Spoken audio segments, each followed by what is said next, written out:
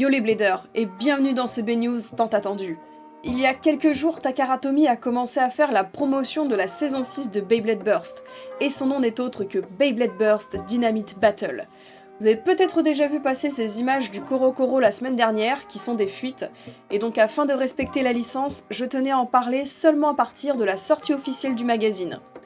On nous présente donc un nouveau personnage, qui se prénommerait Belle, à voir pour l'orthographe, et ça serait donc le protagoniste de cette saison, et sa toupie sera Dynamite Belial. Le Korokoro nous tease également le nouveau système de la saison, et a priori ça concernerait une customisation du layer. Entre-temps, de nouvelles infos sont tombées, donc voici les affiches de l'animé et du manga qui permettent de voir un peu plus la gueule du casting principal. Je m'attarderai pas trop là-dessus puisque je vais enchaîner avec les particularités du nouveau système de cette saison. Donc, le système Dynamite Battle consiste un peu comme le système Super King en une customisation de la partie supérieure de la toupie. Cette fois-ci, les toupies seront constituées d'un Dynamite Battle Core, d'une blade, d'un armor en métal, qui constitueront donc le layer, et d'un disque et d'un driver. Le DB Core se fixera sur la blade avec des clips, un peu comme les chips et les bases du système GT, et on dirait que l'armor vient juste se fixer. Et le gimmick principal se trouve dans la position de l'armor. Ainsi, on retrouvera deux modes. Un mode high, donc haut, où l'armor sera positionné au-dessus du layer, où l'on pourra garder la composition normale d'une toupie, et un mode low, donc bas, où cette fois-ci l'armor se retrouvera sous la blade, abaissant le centre de gravité de la toupie et la rendant plus stable, mais en contrepartie dans ce mode, on ne pourra mettre que les disques Dynamite Battle, ce qui réduira donc le choix du disque. J'ai hâte de voir comment ça va se goupiller tout ça au niveau des variations que ça va créer dans la méta. Et pour l'introduction de ce nouveau système, Takara nous gâte avec tout un tas de produits dont la sortie est prévue pour le 24 avril 2021. Et on va commencer avec le B180, la fameuse Dynamite Belial, qui sortira en booster au prix de 1507 yens. Le combo complet, c'est donc Dynamite Belial, NX VN-2. Donc le DB Core Belial, la Blade Dynamite, le disque Nexus et le driver Venture. Et deux, ou tout, c'est comme on veut, serait l'Armor.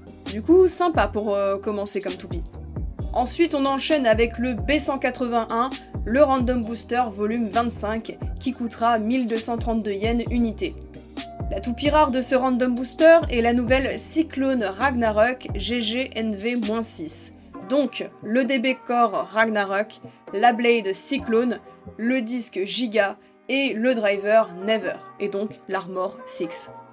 Parmi les autres toupies de ce Random Booster, on aura une Recolor de Cyclone Ragnarok, avec les mêmes pièces au niveau du layer, le disque Nexus, originaire de la Belial. On aura une Dragoon V2 Wheel Exit Dash, qui est une réédition de la génération Bakuten. Une Hellcarbex version Blue Inferno, du coup qui reprend les couleurs d'une édition limitée de Hellcarbex sortie sous la génération Metal Fight, et qui possède donc le disque Giga de Cyclone Ragnarok, ce qui veut dire que les disques Dynamite Battle seront compatibles avec les toupies des autres systèmes de layer. Ensuite, on aura une Infinite Decizer possédant le Infinite Sword et le châssis One Attack, ainsi qu'une sublime Brave Wyvern avec le châssis Four Attack. Pour connaître le reste des pièces, et notamment les drivers, il faudra attendre de prochaines annonces de la part de Takara. Et sinon, niveau toupie pour ce Random Booster, c'est tout, on a fait le tour. Première fois depuis des années qu'un Random Booster ne compte que 6 toupies. Quelque part, c'est pas plus mal, j'espère que le prix des full sets du coup sera moins cher que les précédents, car franchement, l'investissement faisait mal au porte-monnaie. En tout cas, dedans, il y a des toupies de la nouvelle saison, une magnifique Recolor de Brave, que j'attends depuis des mois, surtout avec la chip Wyvern, qui est l'une de mes préférées, et une Hellcarbex sublime. Franchement, j'achète direct. Et puis, ça sera aussi l'occasion d'avoir le ring Infinite, parce que je compte plus le nombre de fois où vous m'avez demandé de déballer la Infinite Achilles, alors s'il vous plaît, arrêtez, parce que vu le prix de la Bey ou de son full set, il est hors de question que je l'achète. Enfin bref, du coup c'est pas fini, on continue avec le B182, Beyblade Dynamite Battle Entry Set, annoncé à 4950 yens, mais qui à l'importation sera bien plus cher, puisqu'il s'agit d'un énorme set de démarrage, qui contiendra donc une Recolor exclusive de Dynamite Belial, un Launcher Grip, un nouveau Bay Launcher LR qui se nomme le Custom Bay Launcher LR, ainsi qu'un nouveau stadium. Hormis le launcher grip, tout le reste, c'est que du matos exclusif à la nouvelle saison. D'ailleurs, le stadium et le lanceur sortiront tous deux séparément, qui seront respectivement le B183, B Stadium Dynamite Battle, qui coûtera 1980 yens, et le B184, le Custom Bay Launcher LR, qui coûtera lui 990 yens. Dans la description donnée par la marque, il est dit que le Bay Stadium Dynamite Battle sera 25% plus grand que le stadium classique, qu'il y aura une pente supplémentaire sur le côté avant le Tornado Ridge, et que le centre sera plus creux.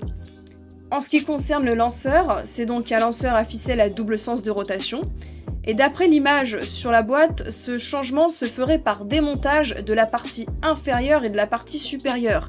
Et si l'on en croit le nom, il y aurait moyen de le customiser. Comment, pour l'instant on peut pas trop savoir, mais si c'est le cas, il devrait y avoir des accessoires.